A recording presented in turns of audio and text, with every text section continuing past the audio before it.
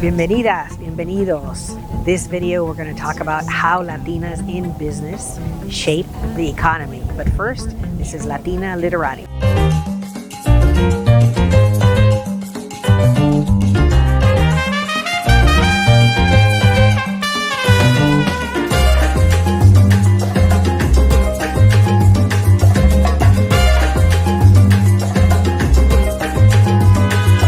Latinas are the drivers of economic activity of North America, contributing over $1.3 trillion in GDP, gross domestic product.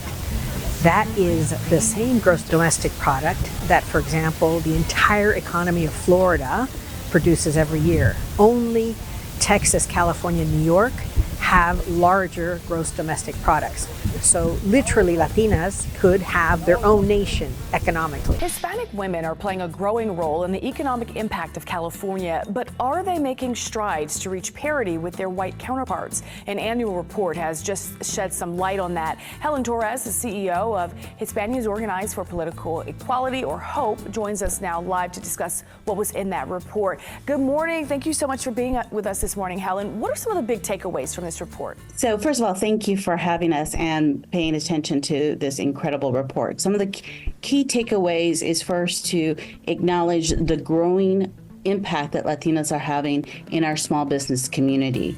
Since 2018, there has been an increase of over 23% of Latinas starting up their own businesses, employing close to 150,000 Californians across the state. These statistics are from 2021 and almost triple non-Latinas in terms of all economic activity. 3 times.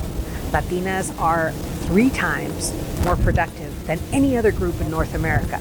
This is fascinating. And there was a study done by UCLA and Lutheran University, the Southern Lutheran University, that provides the economic information on this study. Fascinating. Latinas are 3 times more productive. They are also at 100% higher than they were 10 years ago, like gaining and attaining their educational goals. In other words, getting graduate degrees. This, of course, opens up new opportunities, not just for new positions, but also for more income for Latinas. And of course, as we know, when Latinas make more money, the entire family benefits. Latinas outpace their gender and ethnic peers in really important economic indicators like workplace performance and income development. And the income development, of course, comes from 2 things. Either you work for someone else or you work for yourself. And Latinas are the #1 group establishing businesses in North America right now, literally driving the entire North American economy and its growth. Latinas' economic output is 9 times that of non-Latinas in North America.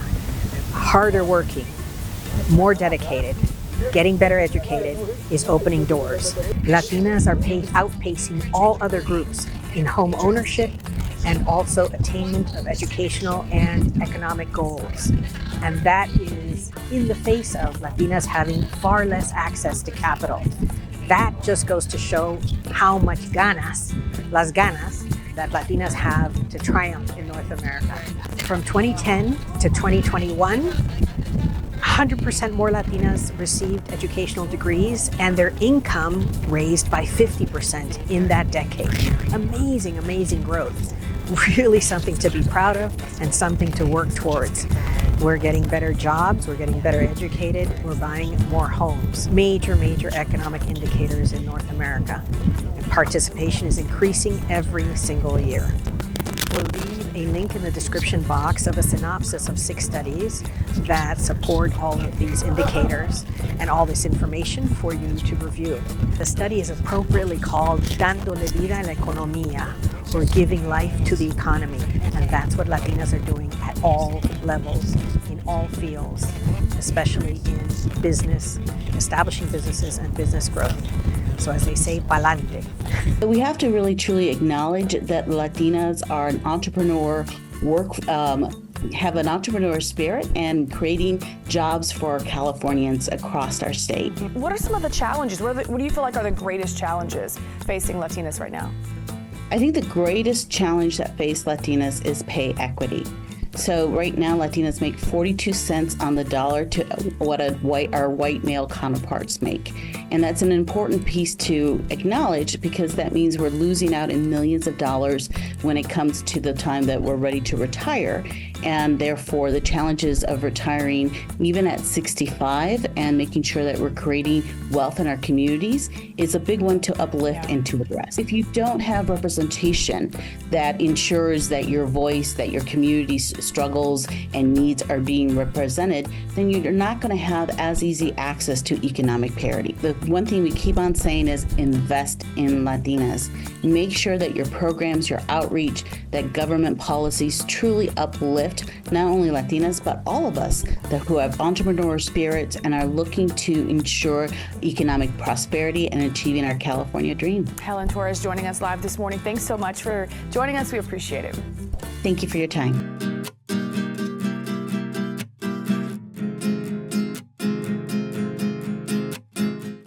There are 3 book recommendations in today's video, and the first is Jefa in Training. It's exactly what the title suggests, fascinating stories about women who become bosses and how they triumph. The second one is Latina Empowerment Through Leadership. And it really talks, again, about Latinas and specific stories of women who have gained leadership position, lifted others as well through their caring, their creativity, and the amazing ganas that these women have. And the last book is I Have What It Takes, also stories of Latina leadership. All of these books are wonderful because they give you specific examples and they follow these women through their careers in the story so that you learn what obstacles they overcome, what triumphs they have, what lessons they learn that you could also learn and apply to your own life. So I want to dedicate this video to my uncle, gracias tío Luis, because he's the one who sent me a wonderful article on this that began the research interest of this video. If you haven't subscribed, we'd love you to subscribe to Latina Literati. Thank you so much for this joint journey. We would love your thoughts. What do you think about Latinas literally molding the economy of North America? There are just some very basic statistics. 25% of all construction workers are from other countries, most of them from Mexico, but many from all other countries. 3/4 of all agricultural workers are foreign-born. And there are many, many women working in agriculture in the large states like California, Florida, and Texas. And of course, thousands of DACA recipients are working in home health, in childcare, as teachers. And so our economy literally depends on not just Latinas, but those that we need to help get the papers they need to be able to continue the economic growth that we see all around us. So thank you so much for joining us. And as always, con mucho cariño, mucho salud, mucho amor, gracias.